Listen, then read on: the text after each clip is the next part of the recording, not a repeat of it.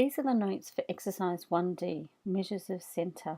Okay, the three key measures of centre that we'll be looking at through this lesson are the mean, the median, and the mode. The first one we're going to look at is the mean. So the mean is what we also know as the average score or the average. The symbol, the mathematical symbol that we use to work out the mean is, if you can see here, is the X with the line above it, which represents mean. So instead of writing the mean in your questions, you can just do this symbol here. As you remember from previous years, the mean is just adding up all the values that you have and then dividing by the total number of values that you have. So if you see here in our example, it's going to be 4 plus 5 plus 7, etc., all divided by the number of results we have. So in our example here, we have 7 results. So if you pause the video for a moment, I'd like you to work out that on your graphics calculator. And when you've calculated that, you should get an answer of 7.2857. So if we round it off to 2 decimal places, it'll give you an answer of 7.29. So in the questions that you'll be faced with, particularly in Year 12 exams, they'll say how many decimal places to. And remember to make sure you read that in the question, because otherwise you might be losing marks that you needn't lose. The other thing that we want to talk about too is the mathematical notation of how we calculate the mean. So that's what's in this blue box here. So we have our symbol for the mean here, and we have this, I guess, a strange looking sort of E. And what that means is it's a Greek symbol, and what it means is, for mathematical purposes, is adding all the values. So we want to add all the values that we have, so all the X values. So that's, in our case here, it's 4 and 5 and 7. So we want to add them all up, and then we want to divide by how many we have, so the total frequency. So in our example, it was 7. So that's, from a mathematical perspective, that's the formula to calculate the mean for any value. So we've worked out the mean. Now let's talk about the median. So the median is what is known as the middle value of our results. And there's a formula for that as well. And what it is to find the middle value is you work out how many results you've got. You add on 1 and then you halve it. We can actually do it visually as well, and I'll go through that with you in a moment. But if we're using our formula that says we work out how many results we've got, we add on 1 and we halve it to work out which score we're going to look at. So in our example, we've got 7 results. So we add on 1, which gives us 8, and we halve it. So when we halve that 8, it's going to give you, we're looking at the 4th score. So as you can see from the diagram over here, our numbers are in numerical order, so from smallest to biggest, and our middle value is our 4th one, so 1, 2, 3, 4. So that's that 7 here. If you're a visual person, it might also be easy to look at the results. So in our case here, we've got 7 results, and if you have a look, we have, if we split it into 2 equal groups, okay, we have 3 on this side and 3 on this side. Whoops. And so we have 1 left over in the middle. So you could do it visually as well, or you could use the formula to solve it. So in our example, our median is going to be 7. Just put that there so that's in our notes as well. So if we've got an odd number of results, it's pretty easy to work out which one the median is, okay? It's going to be an actual value. I guess it's a little bit more difficult if we have an even number of results, because when we add on 1, it makes it an odd number, okay? So in our example, our second example here is we've got 8 results. So if I do the 8 values again and add on 1, it gives us 9 results. So when I halve that, it's going to give us a score of 4.5. So what that means is we're going to have a result between the 4th and the 5th value. So if I'm looking at my results here, 1, 2, 3, 4. So halfway between my 4th and 5th value is going to sit in here. And again, if you're a visual person, you can see that I've got 4 results on this side and 4 results on this side. So in this example, our median is going to be halfway between 7 and 8, so it's going to be 7.5. You can also calculate it by typing those 2 numbers in and halving it. So 7 plus 8 and then dividing it by 2 would still give you that same 7.5 answer as well. So that can be a little bit handy if you've got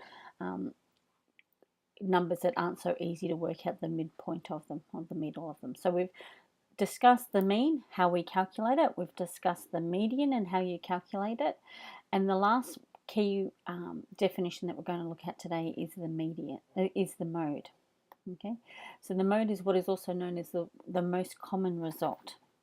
So if we've got an example here, if you have a look at our results here, we can see that the most common result in these group of data is 7, because we've got a frequency of 2, or 2 results that are 7. So with this one here, it's just looking at the data to work out which one is the most common one, okay, or the highest frequency.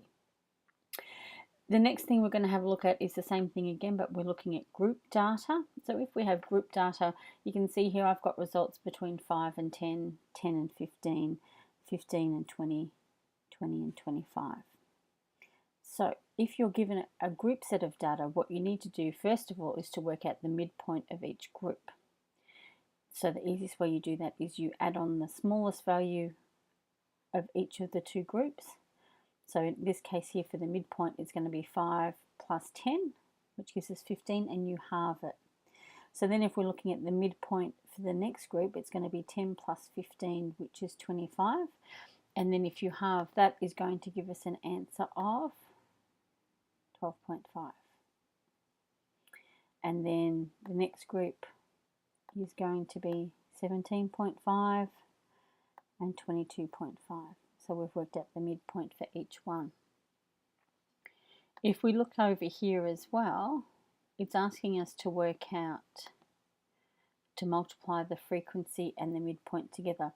And the reason for doing that is so that we can get, easily work out the mean. Okay, so for the next one, my midpoint is 12.5 and my frequency is 5. Okay, which gives me 62. And the next one, 122, and the next group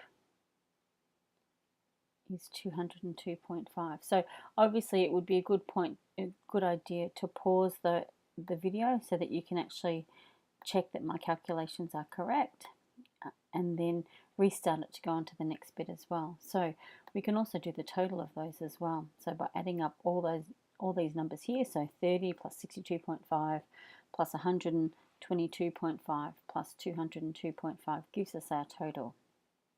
The other thing that you might be asked to do, which is recapping from the other lesson as well, is cumulative frequency. So if you remember from last time, cumulative frequency is the frequency that is less than a certain number. So in our case here, we have 4 results. If I'm looking at the frequency here, that is less than 10. And then I've got to work out the next one is you take that 4 results and you add on the next frequency. So 4 plus 5 is 9. And then 9 plus 7 is 16. And then 16 plus 9 gives you that 25. And your total, girls, is going to be the same as the total over here. If you're a bit unfamiliar still with cumulative frequency, you might want to have a look at the notes that we did in the previous lesson to work it out as well. The key questions that you're going to be asked from these groups of data is, what's the mean? So the mean is calculated by the total of the midpoint and the frequency, which is what we've got here, and then dividing it by how many results we have. So in our example, it's going to be 417.5 divided by 25. And when you do that on your graphics calculator, you get an answer of 16.7. And it is really important, I guess, at this point in time, is to just do that check. Does your answer make sense? Well, 16.7 is sitting in here. So that would seem pretty reasonable, that it's inside our data set. So the average age of the person that was surveyed was 16.7. So that to me makes sense.